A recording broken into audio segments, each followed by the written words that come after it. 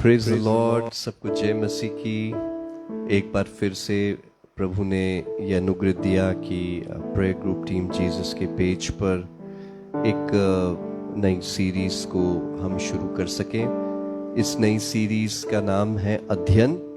इसलिए अध्ययन के पहले एपिसोड में जितने भी प्रिय लोग जुड़ेंगे या जुड़ चुके हैं, हम आप सभी का स्वागत करना चाहते हैं।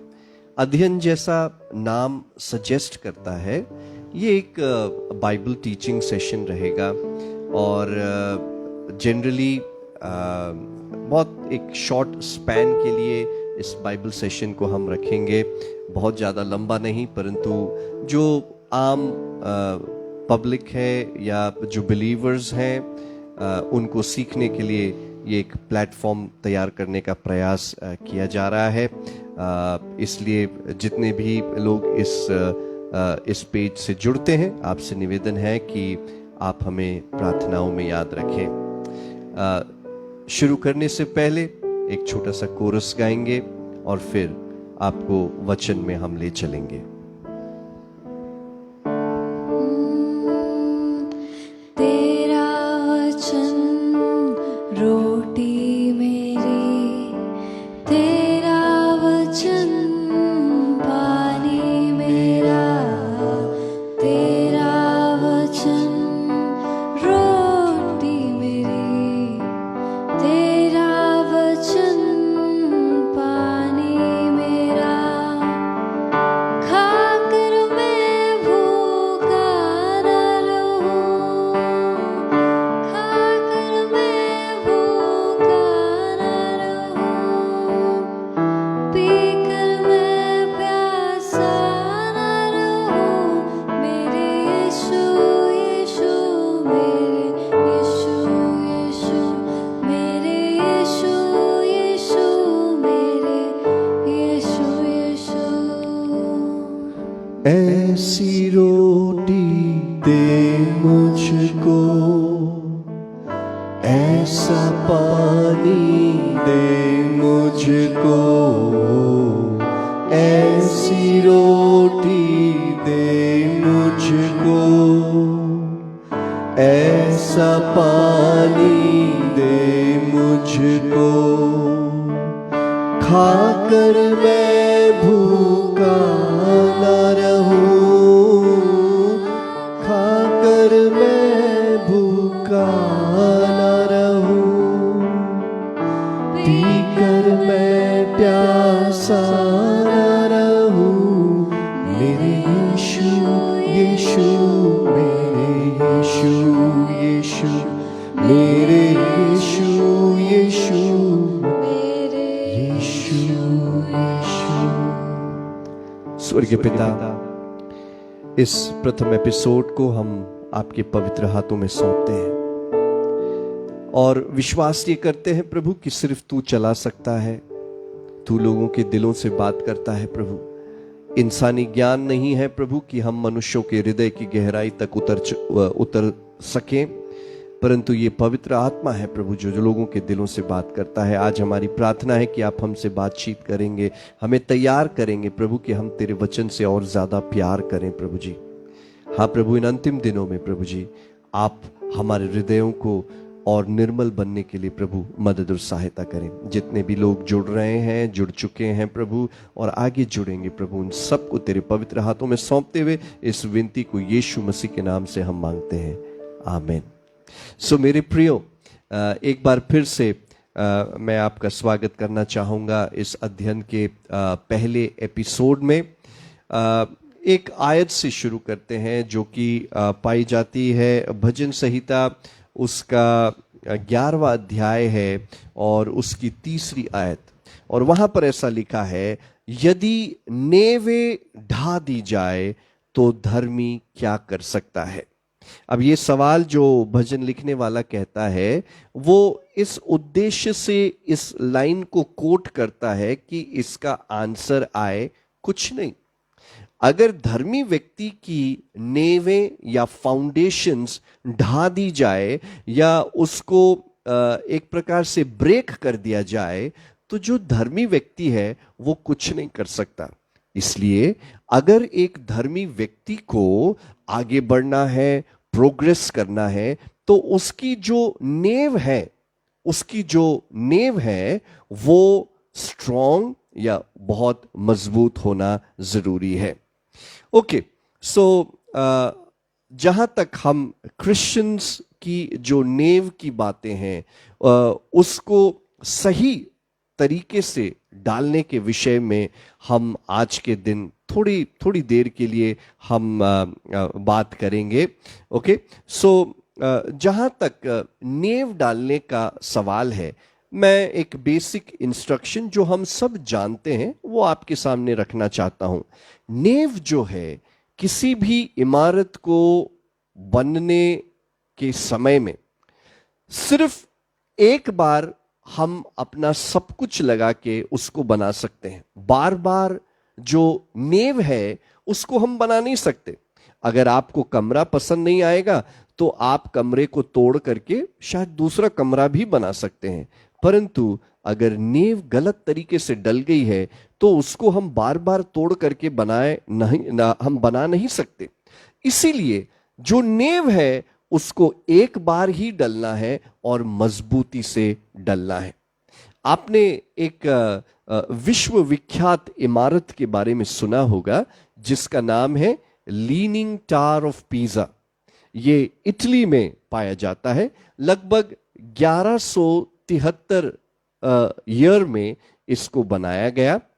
5 साल तक तो ये सीधा खड़ा रहा, परंतु 5 साल के बाद यानी कि 1178 में इसके स्ट्रक्चर में थोड़ा सा झुकाव देखने को मिला, और जब झुकाव हुआ तो लोगों को लगा ये गिर जाएगा, परंतु वो गिरा नहीं। लगभग ऑलमोस्ट 850 साल बीत गए हैं, फिर भी ये थोड़ा सा टिल्ट होकर के भी अभी तक है, परंतु वो टिल्टेड है। तो जब पता लगाने की कोशिश की कि आखिर क्यों ये टावर टिल्टेड है, तो पता लगा कि जो इस टावर के नीचे के जो फाउंडेशन था वो सिर्फ 3 मीटर मोटा था। ओके, और उसकी गहराई थी, जिसके कारण से वो वजन नहीं झेल पाया, और चूने का पत्थर होने के कारण वो बीच में से थोड़ा सा धंस गया, जिसके कारण से ये जो टावर है या जो बड़ी सी जो इमारत थी वो टिल्ट हो गई, थोड़ी सी झुक गई। लगभग 5.5 डिग्रीज के अनुसार वो थोड़ी सी टिल्ट हो गई। लोगों को लगा कि अब ये गिर जाएगी, टॉपल ओवर हो जाएगी, परंतु जब जो साइंटिस्ट थे उन्होंने उसके ऊपर काम किया, उसकी नींव को वापस से फिलिंग किया, परंतु इन सब चीजों के बावजूद उसका जो टिल्ट है या जो झुकाव है पृथ्वी की तरफ, वो उसको सीधा नहीं किया जा सका। उसी तरीके से मेरे प्रियो, हमारे मसीह जीवन में भी अगर जो नींव है वो अगर सही नहीं डली है तो ये बहुत दिक्कत लेकर के आ सकता है। हालेलुया। बाइबल में एक दृष्टांत है, यीशु मसीह बताते हैं मत्ती रचित सुसमाचार के 7वें अध्याय में। वहां पर वो ऐसा बताते हैं कि 2 किस्म के बिल्डर्स थे। एक ने अपने घर को मिट्टी या रेत के ऊपर बनाया और एक को उसने चट्टान के ऊपर बनाया। आपको मालूम है वो पूरी घटना क्या हुई। दोनों के घर पे आंधी आई, तूफान आए, बारिश हुई, परंतु जो चट्टान पर बनाया हुआ घर था वो टिका रहा, परंतु जो मिट्टी पे बनाया हुआ घर था वो बिखर करके टूट गया। नाउ एक जो बहुत ही इंपॉर्टेंट बात वहां पर यीशु मसीह बताते हैं। ओके, वहां पर वो ये कहते हैं कि जो वचन को सुनते हैं और उसके अनुसार करते हैं उनको मैं उस बुद्धिमान बिल्डर के समान मैं उसकी तुलना करूंगा।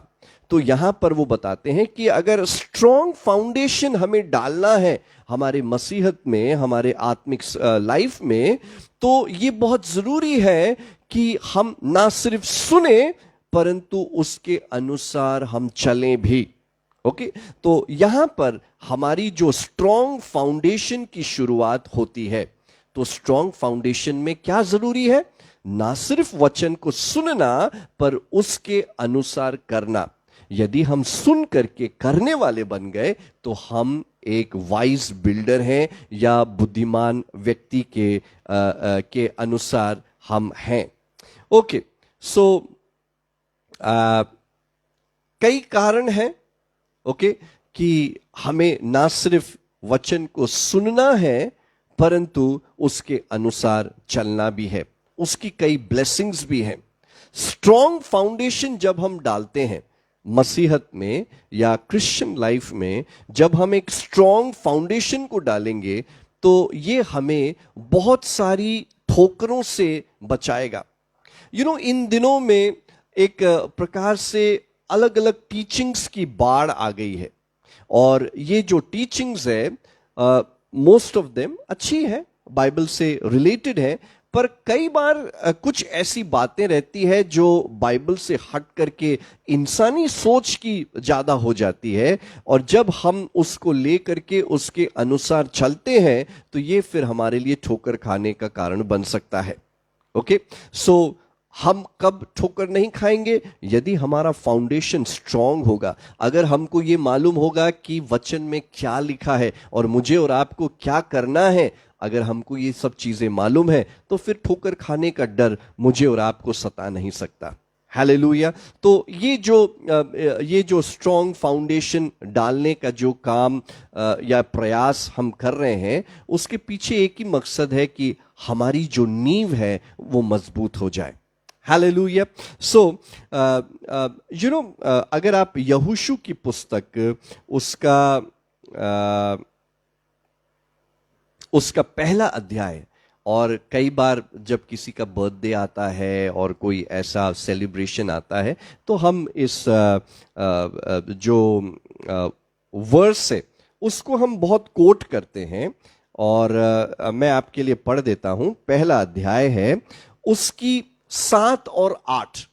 नाउ धीरे धीरे हम इस आयतों को पढ़ेंगे।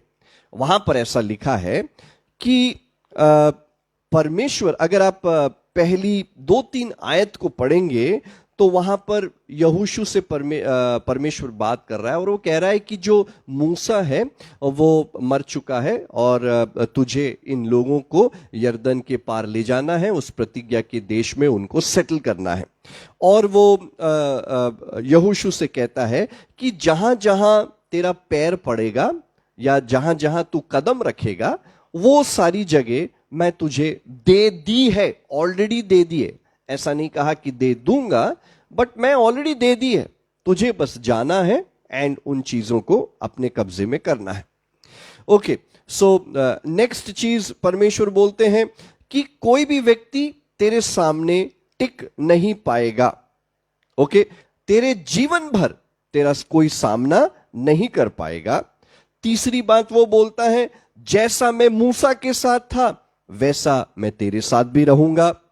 ठीक है। और चौथी बात वो कहता है कि मैं कभी तुझे टलने नहीं दूंगा, तुझे कभी छोड़ूंगा नहीं। पर इन सारी बातों के बाद 7वीं आयत में वो कहता है इतना हो, या इंग्लिश बाइबल में आप देखेंगे तो वहां पर ऐसा लिखा है कि ओनली, सिर्फ एक बात का तू ध्यान रखना। कौन सी बात का ध्यान रखना है? वो कहता है कि तू हियाव बांधकर और बहुत दृढ़ होकर जो व्यवस्था मेरे दास मूसा ने तुझे दी है उन सब के अनुसार करने में चौकसी कर, और उनसे ना तो दाहिने मुड़ना और ना बाएं, तब जहां जहां तू जाएगा वहां वहां तेरा काम सफल होगा। हालेलुया। जहां जहां तू जाएगा वहां वहां तेरा काम सफल होगा। परंतु इस ब्लेसिंग के लिए यहोशू को एक रिस्पॉन्सिबिलिटी भी दी थी। देखो, जहां जहां तेरा पैर वो तेरा ऑलरेडी दे दिया है, तुम्हें बस लेना है। सेकेंडली, जैसा मूसा के साथ था मैं तेरे साथ रहूंगा। थर्डली, वो कहता है कि कोई भी व्यक्ति तेरे सामने टिक नहीं पाएगा और मैं कभी तुझे टलने नहीं दूंगा, कभी मैं तुझे धोखा नहीं दूंगा और कभी तुझे छोड़ूंगा नहीं।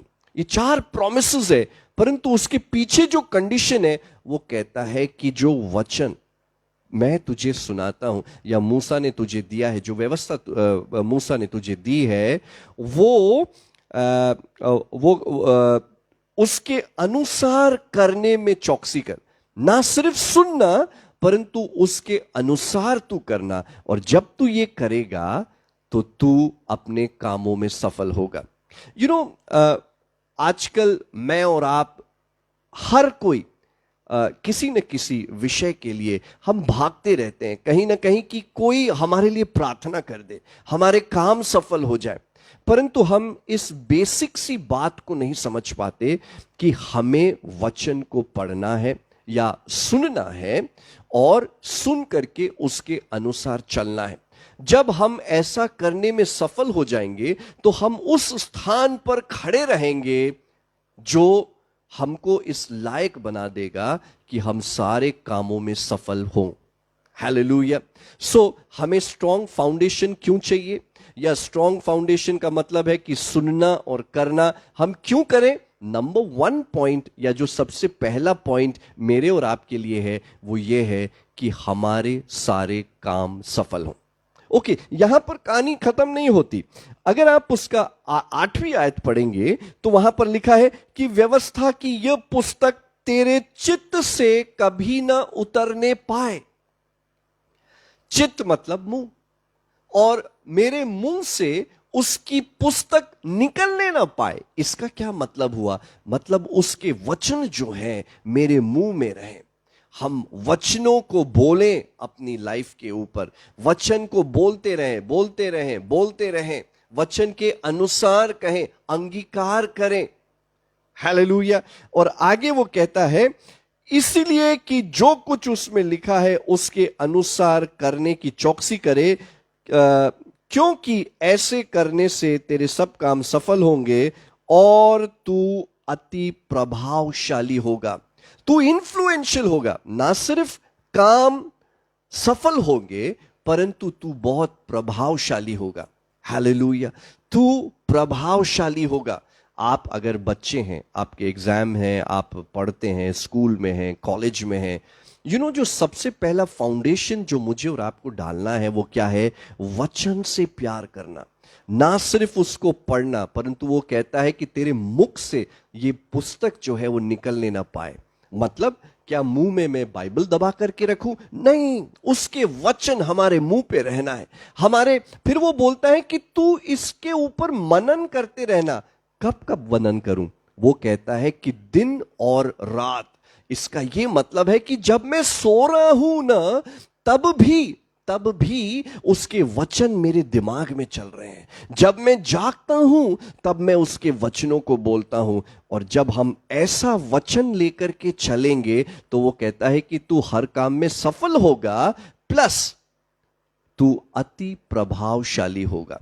नॉट ओनली स्टूडेंट्स, परंतु जो बिजनेसमैन हैं, जो नौकरी में हैं, या किसी भी पेशे में आप हैं, आप बहुत प्रभावशाली होंगे। हालेलुया। आपकी प्रार्थना प्रभावशाली होगी, आपकी लाइफ प्रभावशाली होगी, आपका हर उठना बैठना सब कुछ प्रभावशाली होगा। क्यों? क्योंकि आपके मुख में, आपके चित्त में व्यवस्था की पुस्तक है, वचन है, एंड आप सोते जागते आप परमेश्वर के वचन को ध्यान कर रहे हैं। पिछले दिनों में आप विश्वास नहीं करेंगे, परंतु मैं एक ऐसे प्रभु के दास को देखा है। उसका शुरुआत बाइबल से होती है, उसके दिन का जो एंड होता है वो भी बाइबल से होता है। वो हमेशा वचनों को लेकर के उसी की चर्चा करेगा, उसी के बारे में बात करेगा, एंड जब वो प्रार्थना करते हैं तो काम होता है। हालेलुया।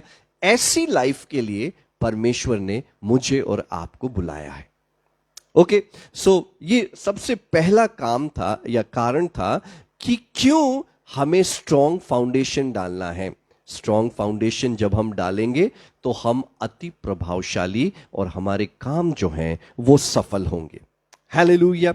ओके, सो आगे बढ़ते हैं। सेकंड कारण मैं आपको बताता हूं कि जब हम स्ट्रॉन्ग फाउंडेशन डालते हैं तो हम ठोकर नहीं खाएंगे। हालेलुया। हम हर बात में इधर उधर हवा में झूलने वाले नहीं बनेंगे, या समुद्र की लहरों में इधर से उधर बहने वाले नहीं बनेंगे, परंतु स्ट्रांगली हम खड़े रहेंगे। Hallelujah, hallelujah. अगर कोई ऐसी बात की शिक्षा देता है कि जो वचन के अनुसार नहीं है, अगर हमारे पास सही फाउंडेशन नहीं है, सही डॉक्ट्रिन नहीं है, तो संभव है कि हम हवा में बह जाएंगे और हम बहुत बड़ी गड़बड़ भी कर सकते हैं। हालेलुया। सो ये जो सेकंड कारण है कि हम ठोकर नहीं खाएंगे, उसका उदाहरण हमको मत्ती रचित सुसमाचार उसके 24वें अध्याय में मिलता है। अगर आप पूरा अध्याय पढ़ेंगे, मत्ती का 24, उसका अगर पूरा अध्याय पढ़ेंगे, तो वहां पर 4 बार धोखा जो शब्द है वो यीशु मसीह के द्वारा इस्तेमाल किया गया है। ओके, सबसे पहली बार मैं उसको निकाल लेता हूं ताकि पढ़ सकते हैं हम। ओके, मत्ती रचित सुसमाचार उसका 24वां अध्याय, ओके, 24वें अध्याय की 5वीं आयत। वहां पर ऐसा लिखा है, सॉरी 4थी आयत से पढ़ रहा हूं। यीशु ने उनको उत्तर दिया, सावधान रहो, कोई तुम्हें भरमाने न पाए, कोई तुम्हें धोखे में न रखे। कैसे? क्योंकि बहुत से ऐसे होंगे जो मेरे नाम से आकर कहेंगे कि मैं मसीह हूं, और बहुतों को भरमाएंगे। अब यहां पर कुछ इंडिविजुअल्स हैं जो आएंगे और क्या करेंगे, वो बोलेंगे कि मैं मसीह हूं, और बहुत सारे लोग, हो सकता है चर्च के लोग नहीं, परंतु बहुत सारे लोग जो हैं वो ये मान जाएं कि ये जो व्यक्ति क्लेम कर रहा है वो सही है, और उसके पीछे चलें। और जब वो उसके पीछे चले जाएंगे तो वो परमेश्वर की ग्रेस को खो देंगे, वो ठोकर खाएंगे, और हो सकता है कि अंत बहुत बुरा हो। ओके, फिर आगे हम देखते हैं, अगर आप उसकी 5वीं आयत है ना, कोई भरमाने ना पाए, उसके बाद जो 5वीं वहां पे ऐसा लिखा है, कई आएंगे, और 5वीं आयत में लिखा है कि कईयों को भरमाएंगे। अब एक व्यक्ति नहीं है, परंतु कईयों को भरमाएंगे। ठीक है, फिर अगर आप इसकी 11वीं आयत में आते हैं तो वहां पर लिखा है, और बहुत से झूठे भविष्यवक्ता उठ खड़े होंगे और बहुतों को भरमाएंगे। पहले कई लोग आए, कईयों को भरमाया, अभी वो बोल रहा है कौन आएगा, झूठे भविष्यवक्ता। ओके, और झूठे भविष्यवक्ता के बाद अगर आप 24वीं आयत में आएंगे, ठीक है, 24वीं आयत में आप देखेंगे, क्योंकि झूठे मसीह और झूठे भविष्यवक्ता उठ खड़े होंगे और बड़े चिन्ह और अद्भुत काम दिखाएंगे कि यदि हो सके तो चुने हुओं को भी भरमा दें। अब झूठे मसीह भी आ गए और झूठे भविष्यवक्ता भी आ गए। आप देख रहे हैं कि कैसे जैसे जैसे आप आयतों में आगे बढ़ रहे हैं, आप ये नोट करेंगे कि ये जो भरमाने का प्रोग्राम है वो और स्ट्रांग होते जा रहा है। पहले तो वो क्लेम कर रहे थे कि मैं मसीह हूं, परंतु अब ना सिर्फ वो क्लेम कर रहे हैं परंतु प्रूव कर रहे हैं। अब झूठे भविष्यवक्ता है तो क्या करेंगे, प्रोफेसी करेंगे। ओके, और क्या करेंगे, प्रोफेसी तो करेंगे, साथ साथ में वो यहां पे वचन हमको बता रहा है कि अच्छा, एक बात मैं क्लियर कर देता हूं, प्रोफेसी करना गलत काम, गलत बात नहीं है, और ना ही हमारा मकसद है कि किसी भी प्रभु के दास के विषय में हम कोई टिप्पणी करें। हम सिर्फ वचन से हमारा लेना देना होगा। पर झूठी प्रोफेसी या मन में निर्मित हुई प्रोफेसी को बोलना, उसके बारे में हम चर्चा कर रहे हैं। मैं सिंसियरली सारे प्रभु के जेन्युइन अभिषिक्त दासों का आदर करता हूं, और हम ना तो किसी का नाम लेना चाहते हैं और ना ही हम किसी के ऊपर टिप्पणी करना चाहते हैं। पर प्रभु यीशु मसीह हमको वार्न कर रहा है कि अंतिम दिनों में ऐसा होगा कि कुछ लोग आएंगे, वो फॉल्स प्रॉफिट्स रहेंगे, और वो चिन्ह और चमत्कार करेंगे, और ये चिन्ह और चमत्कार इतने स्ट्रांग होंगे कि अगर हो सकेगा, वैसे तो नहीं हो सकता, परंतु अगर हो सकेगा तो चुने हुए लोग भी इसमें भरमा जाकर के ठोकर खा सकते हैं। हालेलुया। ओके, सो नंबर 2 कारण हमने देखा कि सबसे पहले हमने आपको बताया कि यदि हमारा स्ट्रॉन्ग फाउंडेशन है तो हम सफल रहेंगे और हम अति प्रभावशाली होंगे। नंबर 2 हमने आपको बताया कि अगर हमारा फाउंडेशन स्ट्रॉन्ग नहीं है, नींव मजबूत नहीं है, तो हम ठोकर खाने के प्रबल दावेदार हैं। हालेलुया। सो हमारा फाउंडेशन बहुत तगड़ा होना चाहिए, वचन हमें आना चाहिए। हम किसी भी कीमत पे रिस्क नहीं ले सकते कि हम वचन को हल्के में रख दें। ओके, हमको हमारे बेसिक्स, हमारे जो डॉक्ट्रिन्स हैं वो सही होना चाहिए, वचन के अनुसार होना चाहिए, तभी हम खड़े रह पाएंगे। ओके, और एक बात और मैं यहां पर स्ट्रेस करना चाहता हूं कि जो चिन्ह चमत्कार या जो कुछ सुपरनैचुरल जो बातें होती है, वो ये प्रमाण नहीं है कि जो कहा जा रहा है वो सही है। ओके, हमको हमेशा कंपेयर करना है वचन से। जो कहा जा रहा है, जो करा जा रहा है, हर एक चीज को वचन से मुझे और आपको नापना है। Praise the lord. Okay, once again मैं वापस से इस बात को स्ट्रेस करना चाहता हूं कि मैं हमेशा परमेश्वर के जेन्युइन अभिषिक्त दासों का मैं आदर करता हूं, पूरे दिल से आदर करता हूं, और प्रोफेसीज को तुच्छ नहीं जानता हूं।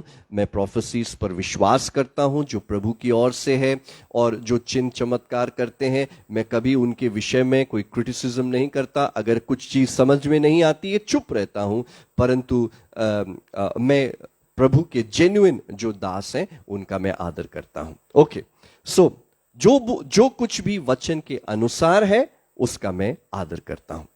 ओके, सो तीसरी बात है ना, अगर हमारा स्ट्रॉन्ग फाउंडेशन है, तीसरी बात देखो, अब चर्च में आ जाइए, है ना। रोमी की पत्री उसका 16वां अध्याय है।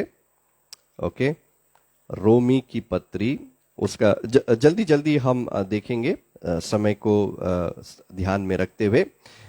रोमी की पत्री उसका 16वां अध्याय, ओके, और उसकी 17 और 18, ठीक है, 17 और 18 वहां पर ऐसा लिखा है, अब हे भाइयों, तुमसे मैं विनती करता हूं कि जो लोग उस शिक्षा के विपरीत जो तुमने पाई है, फूट पड़ने और ठोकर खाने का कारण होते हैं, उन्हें ताड़ लिया करो और उनसे दूर रहो।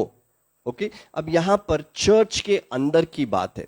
यदि हमारा फाउंडेशन स्ट्रांग नहीं हो, वो कह रहा है कि भांप लो, ऐसे लोगों को मार्क आउट कर लो, जान लो। 2 कैरेक्टरिस्टिक्स बताई हैं।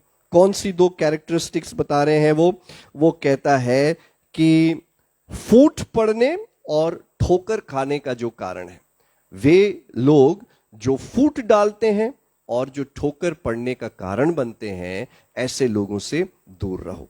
तो अब ये हमारा डिसर्नमेंट सही होना चाहिए। अगर हम वचन के अनुसार स्ट्रिक्टली लोगों को भांप सकते हैं कि भाई कौन सी बात सही है, कौन सी बात गलत है, तो हम एक बहुत बड़े स्पिरिचुअल एक्सीडेंट को होने से बचा सकते हैं। हालेलुया। जल्दी जल्दी से आगे बढ़ते हैं, ठीक है। चौथी बात, 7 बातें हैं, चौथी बात पे पहुंच गए हैं, है ना। तो अगर आप इफिसियों के 5वें अध्याय में आते हैं, ओके, इफिसियों के 5वें अध्याय में, ठीक है, उसकी 1 से 6 आयत मैं पढ़ रहा हूं, जहां पर ऐसा लिखा है, इसलिए प्रिय बालकों की नाई परमेश्वर के सदृश बनो और प्रेम में चलो, जैसे मसीह ने भी तुमसे प्रेम किया और हमारे लिए अपने आप को सुखदायक सुगंध के लिए परमेश्वर के आगे भेंट करके बलिदान कर दिया।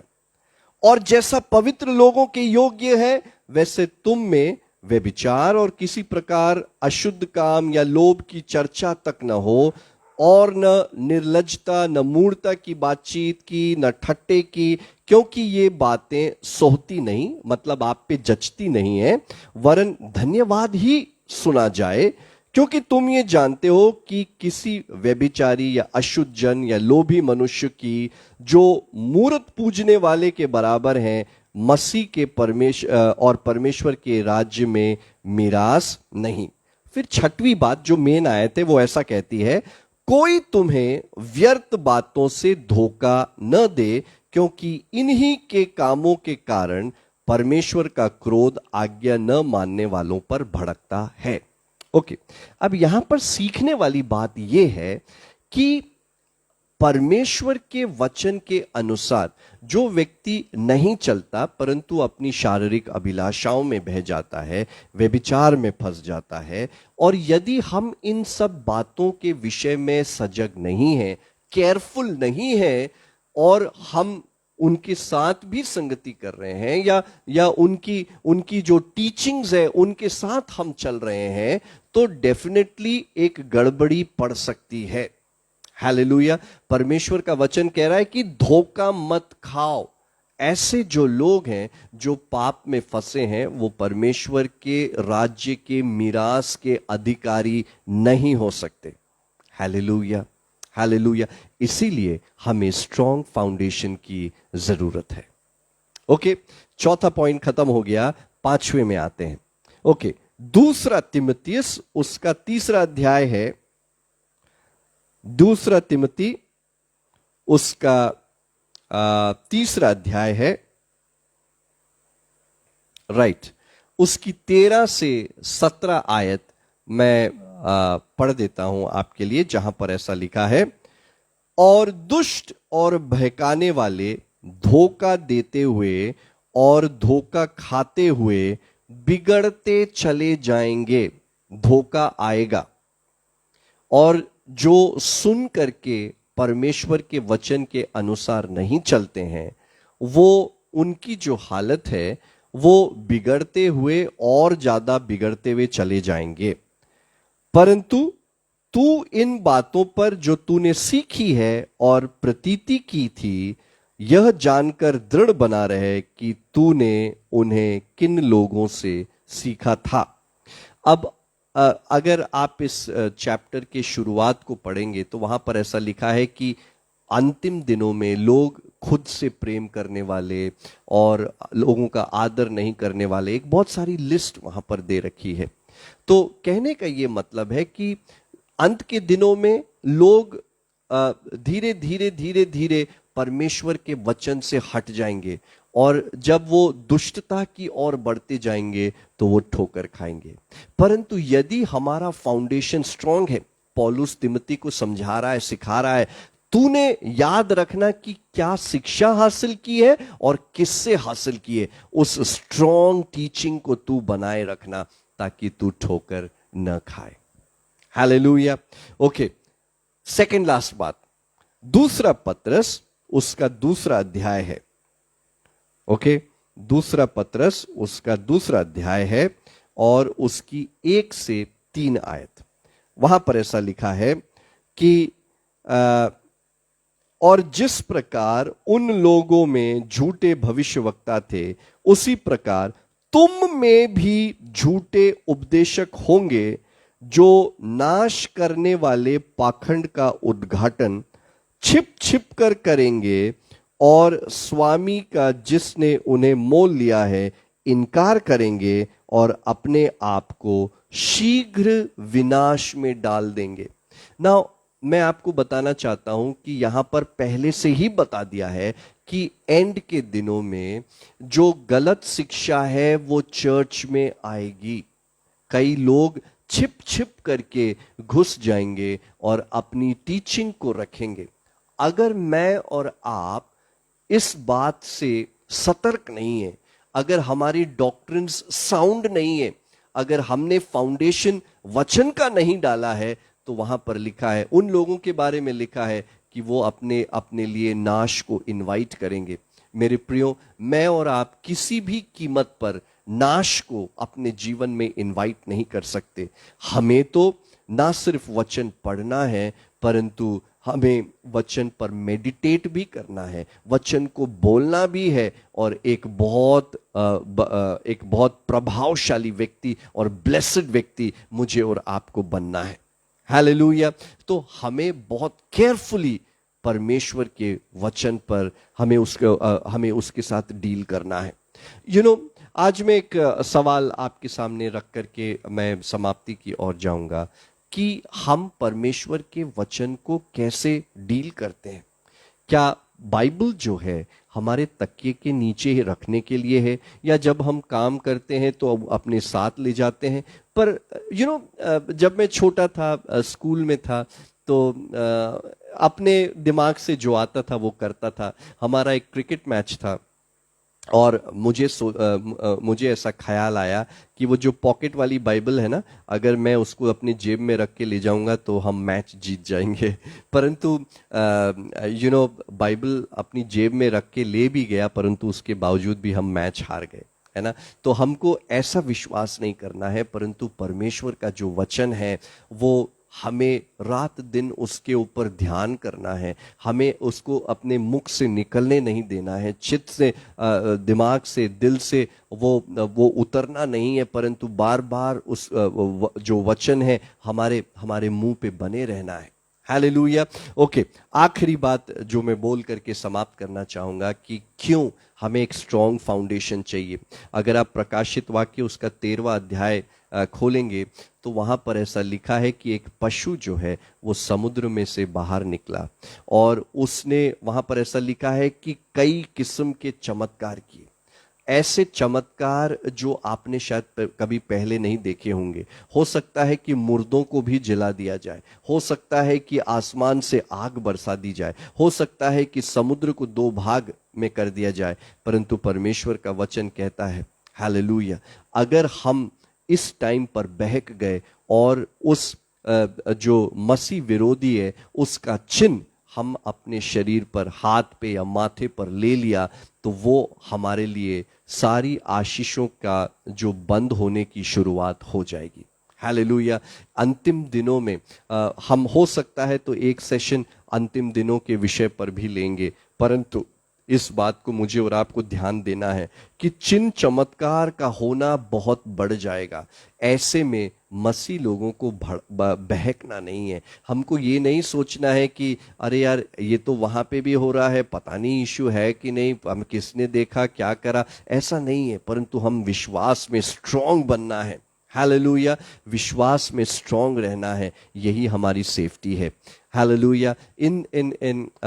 इस पहले सेशन में मैं आपको सिर्फ इंट्रोड्यूस किया और इस बात का इंट्रोड्यूस किया कि हमारा एक स्ट्रांग फाउंडेशन, एक मजबूत नींव होना है। बाइबल में जो वर्स हमने शुरुआत में कोट करी थी, उसी को कोट करके हम प्रार्थना में जाएंगे कि यदि धर्मी जन की नींव ही ढहा दी जाए तो वो क्या कर सकता है? मेरे प्रियो, कुछ नहीं कर सकता है। धर्मी जन की जो नींव है वो मजबूत बने रहना है। जब आंधी आएगी, जब तूफान आएगा, तो हम जो हैं वो खड़े रहेंगे। हालेलुया। प्रभु आप सबको आशीष दे। आइए हम प्रार्थना में जाएं। स्वर्गीय पिता, आज जो भी हमने सुना है प्रभु, और जिसने भी सुना है प्रभु, आपका अनुग्रह हमारे जीवन पर होने पाए प्रभु।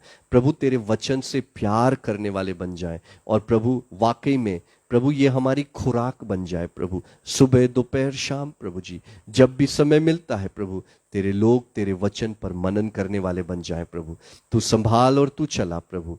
और इस पेज को, प्रेयर ग्रुप टीम जीसस के पेज को, फाउंडर को और जितने भी लोग साथ में हैं, सबों को प्रभु आप ब्लेस करें। आदर महिमा सब कुछ आपको देते हैं। विनती को यीशु मसीह के नाम से मांगते हैं, आमीन। God bless you.